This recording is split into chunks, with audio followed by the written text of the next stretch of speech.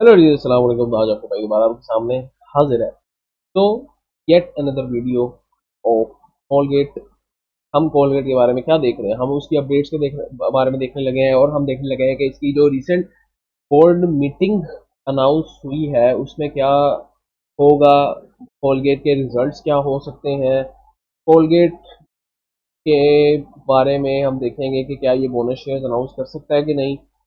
ठीक है, क्योंकि काफ़ी ज़्यादा लोग मेरे से पूछ रहे थे कि आप इसके बारे में क्या सोचते हैं, और कुछ लोगों ने मुझे ये भी कहा कि आप इसके बारे में जो अच्छी स्क्रिप्ट होती हैं उसके बारे में रेगुलर अपडेट्स बनाया करें।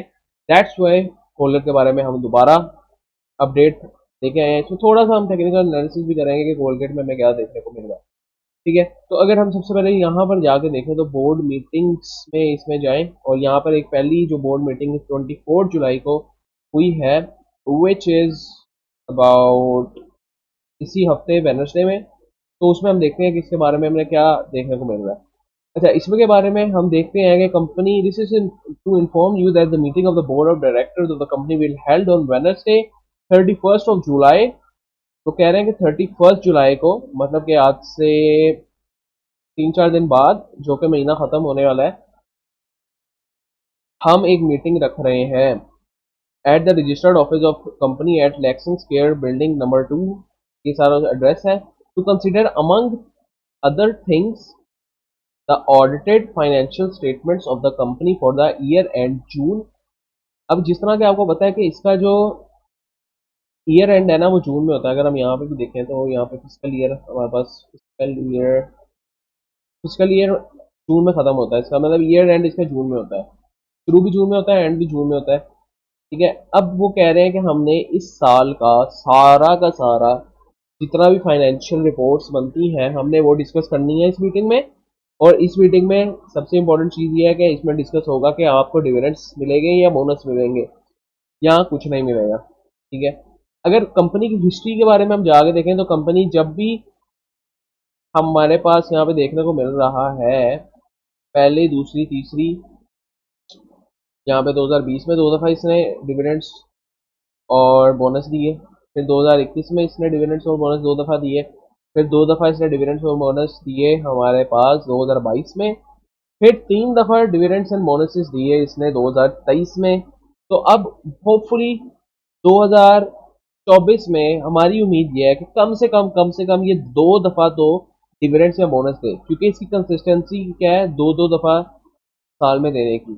हाँ, तो हम यही उम्मीद करते हैं कि ये तीन छोड़े, कम से कम दो दफ़ा तो दे। ठीक है, और अगर हम देखें कि ये तो छोड़ दें, इसने हमारे पास अनाउंसमेंट आ गई। ठीक है, अगर हम देखें इसकी प्रीवियस रिकॉर्ड के बारे में, तो प्रीवियस रिकॉर्ड में अगर हम गौर से देखें तो जो ये जून जुलाई अगस्त में जब ये रिपोर्ट्स इशू करते हैं तो उसमें ये हमेशा बोनस अनाउंस करते हैं। ये जून जुलाई 2020 में, फिर ये जून जुलाई 2021 में, फिर ये अगस्त फिजिकल ईयर जून में ख़त्म होता है तो ये कभी पहले हमारे पास अनाउंसमेंट कर देते हैं, कभी बाद में करते हैं। तो ये हमारे पास बोनस एक और इसने अगस्त में किया अनाउंस 15% का।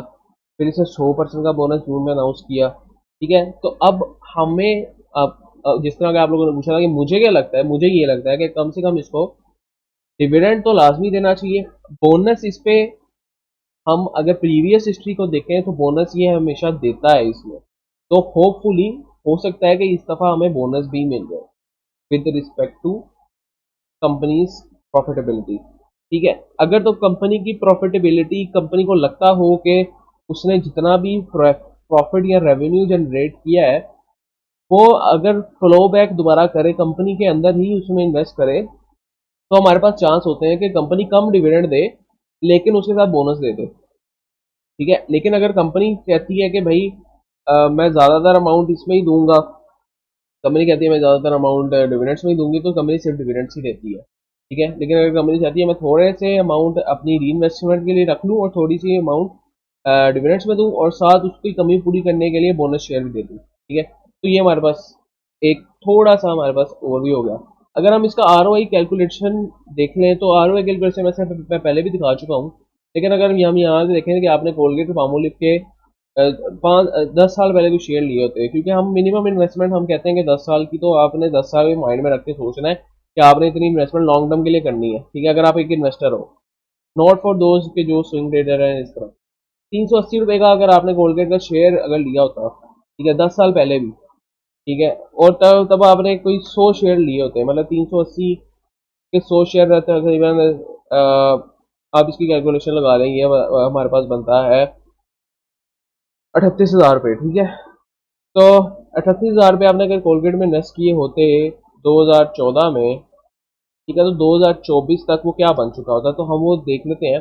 तो ताकि हमें मोटिवेशन आए, अगर कुछ लोग कहते हैं कि हमें मोटिवेशन आए, आप इस तरह की वीडियोस बनाया करें कि स्टॉक मार्केट से कैसा पैसा बनता है, ठीक है, तो मैं अपनी आपकी मोटिवेशन के लिए ही आपको बता रहा हूँ, ठीक है। तो अगर आपने 100 रुपये का 100 शेयर खरीदे होते तो आज उन शेयर की वैल्यू क्या होती। अगर आपने 38,000 अपने पल्ले से डाले होते इनिशियल इन्वेस्टमेंट 2014 में, तो उस पर सिर्फ आपको 63,000 का तो डिविडेंड ही मिल गया था, मतलब तकरीबन 2 गुना तो आपको डिविडेंड ही मिल गया था, और बोनस शेयर भी मिले। तो बोनस शेयर की वजह से आपकी प्राइस क्या होगी, शेयर्स की, आपकी शेयर पे कितने हो गए, 406 शेयर हो गए। करंट प्राइस आपकी बन गई करंट प्राइस आपकी 1,180 है, ठीक है, टोटल शेयर आपके पास इतने थे, तो टोटल वैल्यू आपकी 6 लाख 6.5 लाख बनती है, ठीक है, जिसका मतलब यह है कि अगर 10 साल पहले आपने 38,000 इन्वेस्ट किया होता, तो 10 साल बाद आपके 6.5 लाख तो एवं जेब में पड़े होते हैं, ठीक है। CAGR इंक्लूडिंग इन्फ्लेशन आपकी बनती है 33% एडजस्टेड, ठीक है, जो कि आपकी ग्रोथ बनती है पर ईयर 33%। तो 33% आप बताएं, कोई कोई आपको म्यूचुअल फंड नहीं दे रहा, कोई आपको अच्छे से अच्छा स्टॉक नहीं दे रहा 33%। तो ये आपको दिखाने के मकसद ये है कि Colgate is a very good share, ठीक है। और मजीद आपको थोड़ी इन्फॉर्मेशन दे देते हैं जिन लोगों ने रिक्वेस्ट की थी।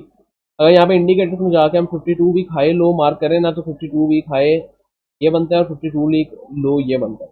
तो अगर हम गौर से देखें, अगर हम DPS की वेबसाइट में भी देख लें, तो 52 वीक लो के आसपास ही घूम रहा है, ठीक है। और इसकी हमने लास्ट वीडियो में कोलगेट की, जिन्होंने नहीं देखी लास्ट वीडियोस देख लें, कि हमने यहाँ पे देखा कि जहाँ पे हमारे पास इसकी प्रॉफिटेबिलिटी इंक्रीज हुई, इसकी जो प्रॉफिट्स हैं वो यहाँ के मुकाबले यहाँ पे ज़्यादा इंक्रीज हुए। इसका मतलब ये है कि यहाँ पे हमें कंपनी उन प्रॉफिट्स के लिहाज से महंगी मिल रही थी, लेकिन यहाँ पे हमें कंपनी कंपैरेटिवली सस्ती मिल रही है और इसके प्रॉफिट्स भी इंक्रीज हो गए हैं, ठीक है।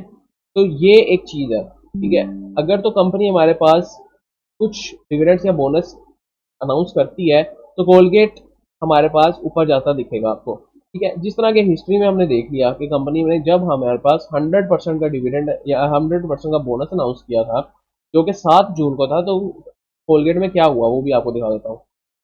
7 जून 2023 हम देख लेते हैं कि कोलगेट में क्या हुआ। तो 7 जून हमारे पास ये बनता है, ठीक है। और कोलगेट में जब बोनस अनाउंस होना था, तब 7 जून के बाद हमारे पास क्या हुआ, ठीक है, ये 7 जून हमारे पास बनता है। तो 7 जून के बाद जब 100% बोनस अनाउंस हुआ, तो कोलगेट ने एक पंप लिया 50% का, 57% का पंप लिया, ठीक है, और फिर डंप कर दिया थोड़ा सा, ठीक है। अब 57% का पंप का मतलब ये है कि यहाँ पे लोगों ने बोनस लिया होगा, ठीक है, जो बोनस के शेयर्स उनको मिले होंगे, उसी से उन्होंने मजीद उसमें कैपिटल गेन लेके उन सबको बेच दिया, ठीक है। तो इसलिए हमें यहाँ पे एक डंप भी हल्का सा देखने को मिलता है। तो अगर कोलगेट बोनस अनाउंस करता है, तो हमारे पास यही चीज़ दोबारा भी देखने को मिल सकती है, ठीक है।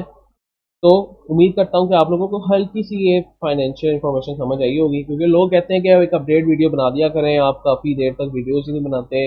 अब कोलगेट की लास्ट वीडियो मैंने शायद कोलगेट की लास्ट वीडियो मैंने कब बनाई थी, कोलगेट की लास्ट वीडियो शायद मैंने कोई 1 महीना पहले बनाई थी, तो वो आप देख लें। और उससे पहले मैं कोलगेट की काफ़ी वीडियोस बना चुका हूँ, ठीक है।